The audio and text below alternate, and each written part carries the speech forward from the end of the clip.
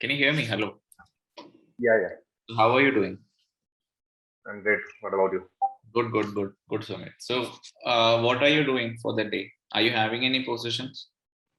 I'm actually having a position on Infosys. Okay. I'm bullish on it. Okay, got it. Infosys. Okay, so I have in TCS. You have a bullish positions, right? Yeah. Okay, great. So you are actually purely in the stock options, right, Sumit? Yeah. Actually, I don't get entries in Bank Nifty or Nifty. I Okay. don't understand the process. Okay. So why? Because like that is more easier, I feel. Because as compared to stock options, yeah, obviously when a good move happens, it is going to be a very good move. But Yeah. Bank Nifty is like Nifty direction is like more or less predictable. So for Actually, example, I entered a straddle on Bank Nifty on 27th, okay, but due to anxiety, I left at break even. you That entered on 27. Yeah, I entered on 27 for the 27th of January expiry. Okay, you So entered monthly on expiry. straddle. Yeah. Of 35,000 call input. Okay, and overnight position. Yeah. Okay. That is like a bit risky, as in when we have like very high volatility happening, it is a little bit risky. Okay. So So in I wanted to ask sure, that only. sure. Uh, Yeah. actually, that break-even point of that straddle was around 1600 from up or down. Okay. Okay. So I guess the Nifty will move. Bank Nifty will move more than 1600 in a month. It So can. that is why I entered. Yeah. So see, what happens is that, see, as far as straddles are concerned, it is best for intraday. If you're feeling okay, markets are kind of actually going to give you something like a sideways moment, then you can consider doing a straddle. You can consider doing a short straddle. However, like for overnight position, if you're doing a naked straddle, the problem is that if there is some sort of a gap up or a gap down opening, then your like entire plan would actually get spoiled. Okay. So I was in long straddle. You did a I long straddle. Okay, so long straddle, the problem is that majority of the times you lose money. So as you what you Okay. said is right. 1,600 points. If there is a move, that is your break even. You make money. But then those are going to be the conditions when markets are going to be extremely trending. Not extremely, but markets are trending. Okay. That is So my actually my yeah so better my is idea was that directional. it will move more than 2000 in a month. Okay. So I will enter there. Yeah, see, your logic is fine. That is like what you're saying is that, okay, Bank Nifty is picking up by 1,600 points, or Bank Nifty is actually falling down by 1,600 points. Both cases, you end up making money by doing a long straddle. But then the problem is, in between that, right? In between that, there is going to be theta decay. There are going to be sideways days. All these things are going to happen. And then you probably like lose a bit of money. And maybe if a big move is happening, as you said, you make money. A big move is happening. So, for example, if you talk about budget days, those are usually the extremely volatile days. The Yeah. last budget day, you would have made money by doing long straddles. But the other budget days, all the other budget days, if you take no other budget day, you would have made profits. Okay. So it is better. So if you feel that, okay, Bank Nifty is going to pick up or Bank Nifty is going to fall down, it is better that you do these kind of either a bullish spread or a bearish spread, something like that. So for example, Okay. like I'll just quickly show you something. So this actually I had shown a like a demo trade on a bullish position, like for that app demo thing. I think you didn't attend that. You were in there, I remember. Uh, so for example, like we have a bullish outlook on Bank Nifty. So I think I was mentioning, right? So 38,300, we are expecting a bullish move to come in if it goes above 38,300, and we go for buying a 38,300 call, and we'll actually sell a 38,600 call. So we'll buy 38,300 and we'll sell 38,600. So if you have a view about the direction, something like that, you do something like that. That'll be much more better. Where you buy a Okay. call option and you sell a call option. Now the good thing is going to be the fact that you have time. So till 30th, now the price is already above the break even. So I can actually Yeah. hold on. So for example, yesterday there was a gap down. So this Yep. what we bought went into loss. Okay. But then we kind of actually had this view, okay, market outlook is actually still bullish. That means we can actually hold on to the trade. So you can hold on. Nothing wrong. You can actually hold on to the position. Things like that you can do. So if you have a And directional view, you check yeah, out for breakouts. You take a spread like this where you probably buy an at the money call and you sell an out of the money call till where you expect the price to go. So for example, if I felt Bank Nifty is going to pick up to 38,600, I can sell 38,600 call and I can buy 38,300. my next question was this only. Which call should I sell?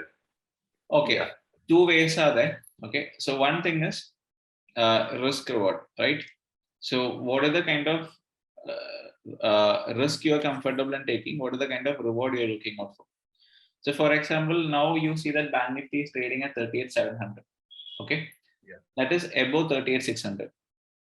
Yeah. But the maximum profit that you're going to get is going to be the difference between the call and calls that you sell. For example, 38,600 minus 38,300. 300 Yeah. minus how much you're paying from your pocket. Yeah. And after deducting how Yeah, much I have collected. exactly. So for example, in this case, if we are paying 345 minus 218. So that is like Around 120. 120 we are paying from our pocket. So this 300 minus 120 is what? Around 50. Yeah. So 300 minus 120. Yeah, 300 minus 120 is what? That is like how much? 180, right? 120. Yeah. So 180 is going to be the maximum profit that you're going to make. And the maximum loss that you're going to make is 120. But what are the advantage that you have? You have like 1 week time for your view to be Yeah. right. Okay. So then one more thing is there. So now let's say that you weren't comfortable. So here we're taking a risk of 120 points.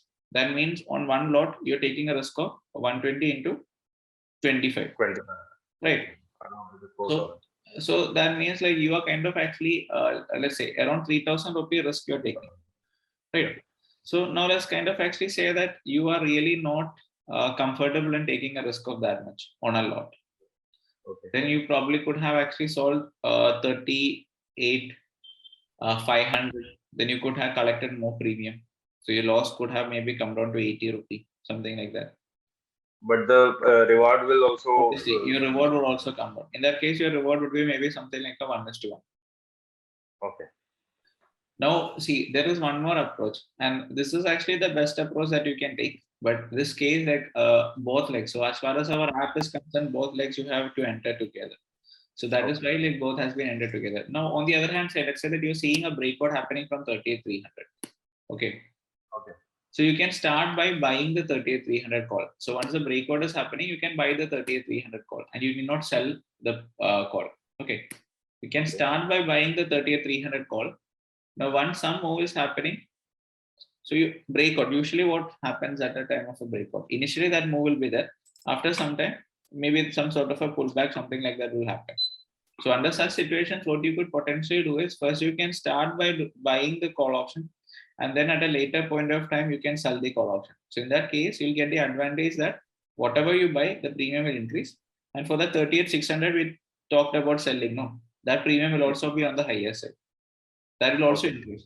So for example, Yeah. here if you sold it at a average of 218, you probably are getting maybe some 230 or Okay. maybe 235, 240. So that they're also getting an advantage.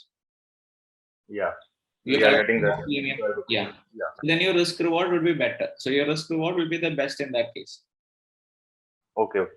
So next question I was about to ask that when to decide if it's a breakout or a false breakout. Actually, I get trapped a lot Okay. of times. So see, that question doesn't have an answer that it is a breakout or a false breakout. Why? Because see, half of the breakouts will fail for sure. Okay. Whatever you do, half of the breakouts will fail. And what happens is that you would have seen majority of the breakouts. See, if you're going with a hard stop loss, that is on the price you're keeping a stop loss. After failing, maybe after some time your view becomes right. Like price goes as per your view, it's your target. More than 80% of the time it happens. Exactly. So those times you can actually remove by doing spreads. So for Okay. example, like yesterday also, if you have a look over here, so we bought over here. So this is the breakout that we bought 38,300 for. Okay. So what happened yesterday? Initially, it is like huge volatility. then price is coming down. So if you are kind of actually looking at the price, like going for a hard stop, we probably would have been out of the trade. You would be coming out of the trade. Right. But then like put writers were more, like there was like heavy put writing happening. That means like we still have a bullish bias on the markets. Put writing is happening. Calls are kind of actually covering their positions. Means like market outlook is kind of looking bullish itself. That case, we can actually hold on to the trade with a spread. Right. So if we are actually doing it in the form of a spread, that means we can hold on. Stop loss means once stop loss is it will come out. Nothing to do. We can't do anything else. But if you're doing in the form of a spread, means you can actually hold on. You can actually hold on to the position. Since the maximum risk is the fixed amount. Yeah, exactly. You know your maximum profit and maximum risk. Now you have 1 week time also for your view to become right. Okay. Right. So now what happens is that, see, majority see now if you're having a trending market condition, right? If markets are trending, anyone, if you ask anyone to look at the charts and say where could Nifty be after this much time, that much time, everybody would be predicting it, right? But how many can make money? That is the question. Yeah. People can't because of two reasons. One is that either they come out too fast, okay, with very small profit they come out. Other thing is, other potential reason is that they have their stop losses being hit, and then the price will move, right? Second time, that way also you can money. After your stop loss is hitting, you should enter again. But you should have that conviction or that courage. If the same setup is happening, you should enter it again. But most of us, we won't be comfortable in doing that. Once the first time stop loss is getting hit, next time again the same opportunity is coming, we still don't have the courage to do it. Yeah, actually, I have taken around 3 to 4 positions after 15th of December. Okay. But all of them are like when I take the position, it comes to loss, and when it comes to break even, I end up exiting selling of the position so that because you were scared that now again it will go into loss. Yeah. Because that is the mindset. Yeah, exactly. You're kind of actually getting this fear that okay, what will happen to me if again it is going to go into loss? So you exit it. You kind of exit it, then you end up losing money. Okay. Yeah. So in order to avoid that, the only possible way is like you kind of either two things are there. Either you actually work a bit on your mindset where you're having that capacity to hold on to the winning trades, or the other or the easiest way is you kind of actually do it in the form of a spread. So in which you already know what is your maximum profit, maximum loss. In between, you don't have to change. Yeah. So maybe I should get back and exactly. Then one more thing is there. So we kind of actually talked about the case that maximum loss is 120 points, right? The premium that we pay. Are we going to take that maximum loss? Yes, not actually. Because if market is going really bearish, we have understood our view has gone wrong. You can come out. So probably you're taking a loss of just like some 120 if you have maximum loss. Probably you are taking just a loss of like some 70, 80 points. You're not. So that 120 you lose only on expiry. Yeah. That is when the premiums will become zero, right? However, if you kind of actually just feel for yourself, okay, view has gone wrong, then you can come out. You need not hold on to the trade.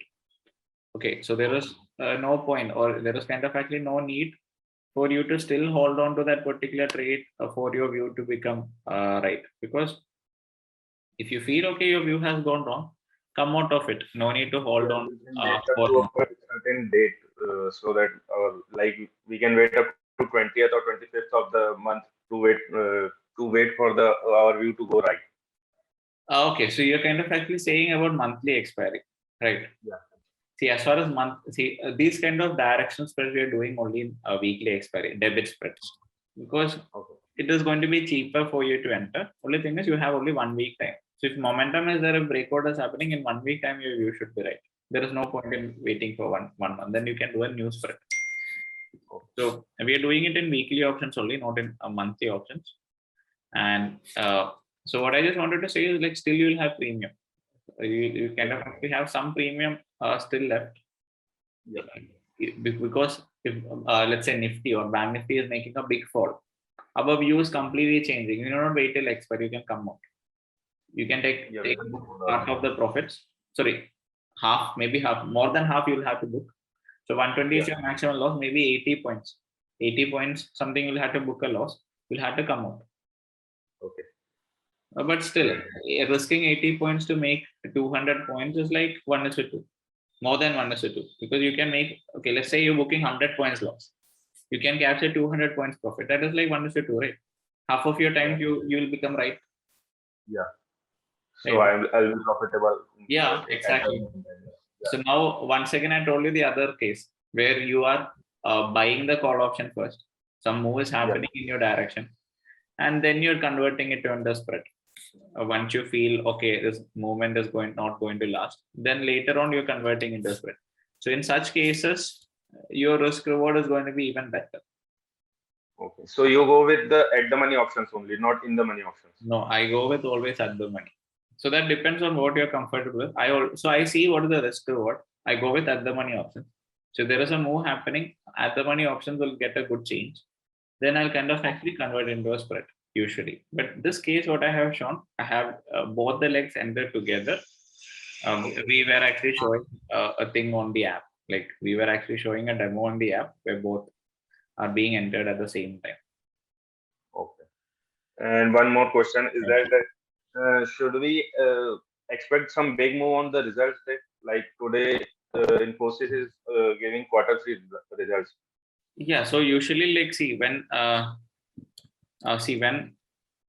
like big when some results are kind of actually happening, obviously we would be getting some sort of a volatile move. Okay. So which side we can't really say.